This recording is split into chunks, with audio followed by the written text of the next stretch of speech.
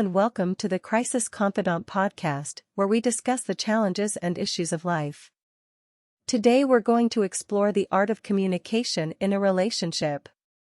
Communication is one of the most essential skills for any relationship, whether it's with your partner, your family, your friends, or your colleagues. Communication is how we express ourselves, share our feelings, needs and desires, and understand each other better. Communication is also how we resolve conflicts, support each other, and grow. But communication is not always easy. It can be challenging, frustrating, and even hurtful at times. We may have different communication styles, preferences, and expectations. We may misunderstand each other, misinterpret each other's signals, or miss each other's cues. We may say things we don't mean or not say things we do mean. So how can we improve our communication in our relationships? How can we make sure we're sending and receiving the right messages? How can we avoid communication breakdowns and enhance communication breakthroughs? In this episode, we're going to share with you some tips and strategies that can help you master the art of communication in a relationship. We'll also discuss some of the common communication problems that couples face and how to overcome them. But before we dive into that, let's first define what healthy communication is and why it matters. What is healthy communication? Healthy communication is communication that is respectful, honest, clear, and constructive. It's communication that fosters trust, intimacy, and understanding. It allows both partners to express themselves freely and fully without fear of judgment or criticism. Healthy communication involves listening actively and empathically without interrupting or dismissing. It responds appropriately and effectively without blaming or attacking. Why communication matters? Communication matters because it affects every aspect of our relationships. Good communication can help enhance your relationship in a variety of ways. It can minimize rumination. Instead of stewing over negative feelings, good communication allows people to discuss their concerns and resolve them in a more positive, effective way. It can foster intimacy. Forming a close emotional connection with another person requires a mutual give and take when it comes to sharing things about yourself and listening to the other person. This reciprocal self-disclosure means talking about your experiences, beliefs, values, opinions, and expectations. In order to do this, you both need to possess communication skills that foster this connection and allow it to grow and deepen with time. Good communication can reduce and resolve conflict. Every relationship is bound to experience conflict from time to time. When you are able to talk about your problems in an open and honest way, you can resolve arguments and disagreements more readily.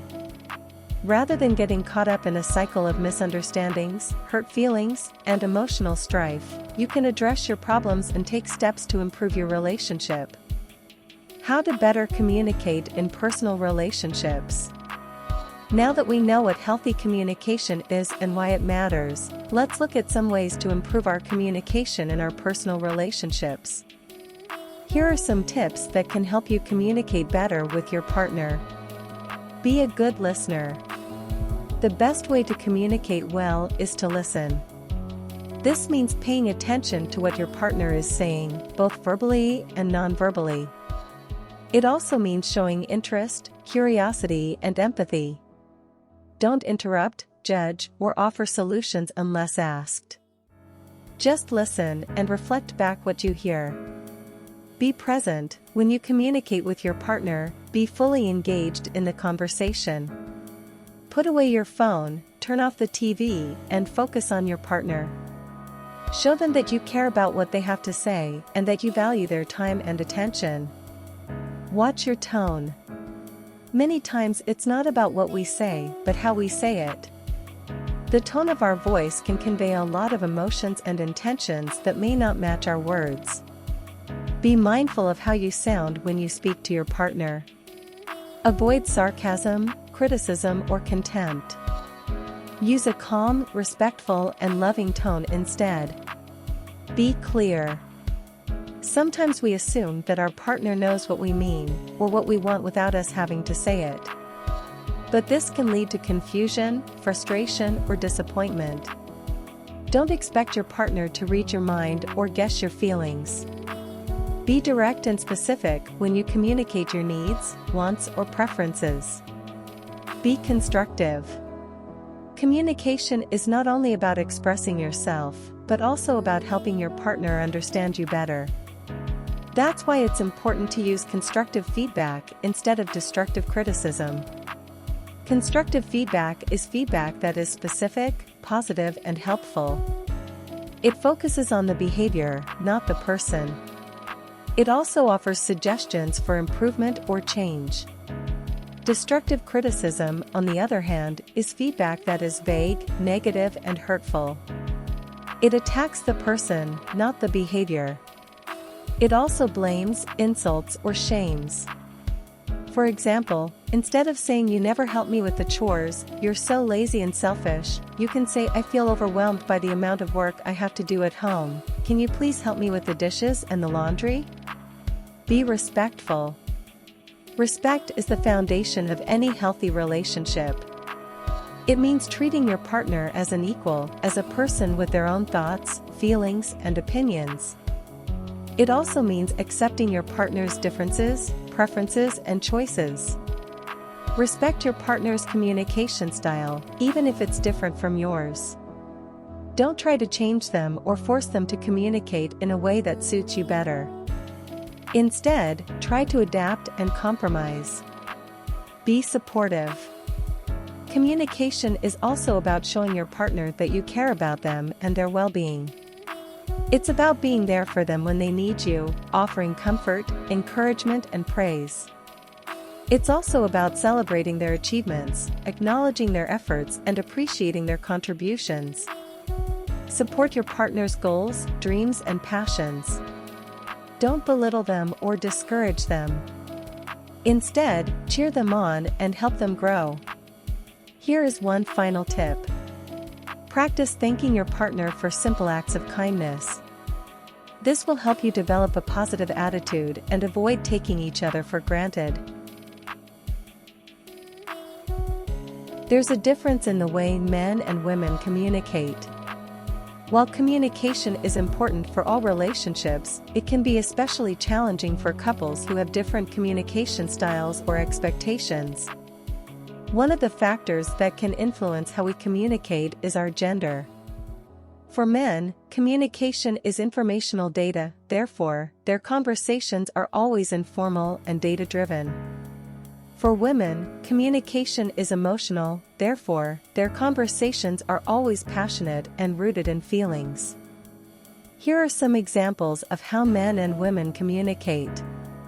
Men tend to communicate more for information or problem-solving purposes, while women communicate more for emotional or relational purposes. Men tend to use more direct and assertive language, while women tend to use more indirect and polite language. Men tend to interrupt more often than women, while women tend to ask more questions than men. Men tend to use more humor and sarcasm, while women tend to use more compliments and apologies. Men tend to focus more on facts and logic, while women focus more on feelings and intuition. Of course, these are generalizations that may not apply to every individual or situation. There are many other factors that can affect how we communicate, such as our personality, culture, education, and experience. However, being aware of some of these differences can help us understand our partner better and avoid some of the common communication pitfalls that couples face. Here are some examples of communication problems that couples may encounter. Stopping communication to avoid issue redressal. This happens when one partner avoids talking about a problem or a conflict because they fear the consequences or don't want to deal with it. This can lead to resentment, distrust, and distance in the relationship. Expecting a partner to read your mind. This happens when one partner expects the other partner to know what they think, feel, or want without expressing it clearly. This can lead to frustration, disappointment, and misunderstanding in the relationship. Communicating to win, this happens when one partner communicates with the intention of proving themselves right or making the other partner wrong. This can lead to arguments, hostility, and power struggles in the relationship. A lack of curiosity, this happens when one partner loses interest in learning more about the other partner or their perspective. This can lead to boredom, disconnection, and stagnation in the relationship. An unpleasant tone of voice, this happens when one partner communicates with a tone that is harsh, sarcastic, rude, or aggressive. This can lead to hurt feelings, defensiveness, and anger in the relationship. Too much screen time, this happens when one partner spends more time on their phone, computer, or TV than with the other partner. This can lead to distraction, neglect, and isolation in the relationship. Casual jealousy, this happens when one partner expresses jealousy or insecurity over the other partner's interactions with other people. This can lead to suspicion, control, and manipulation in the relationship. Harsh words, this happens when one partner uses words that are insulting, demeaning, or abusive towards the other partner. This can lead to damage, fear, and trauma in the relationship. Unrealistic expectations, this happens when one partner expects the other partner to meet all their needs, wants, or desires without considering their limitations or boundaries. This can lead to pressure, guilt, and resentment in the relationship. Hiding feelings, this happens when one partner conceals their true emotions or opinions from the other partner. This can lead to dishonesty, confusion, and detachment in the relationship. Making them responsible for us, this happens when one partner depends on the other partner for their happiness, security, or validation. This can lead to codependency, clinginess, and loss of identity in the relationship. To overcome these communication problems, you need to be aware of them, acknowledge them, and address them with your partner. You also need to practice some of the tips we shared earlier on how to improve your communication in your relationship. By following these tips, you can communicate more effectively and harmoniously with someone of the opposite sex, and enjoy the benefits of having diverse and complementary communication styles. That's all for today's episode. I hope you enjoyed it and learned something new. If you are looking for a relationship coach, please visit us at www.schemata4u.com for a free consultation.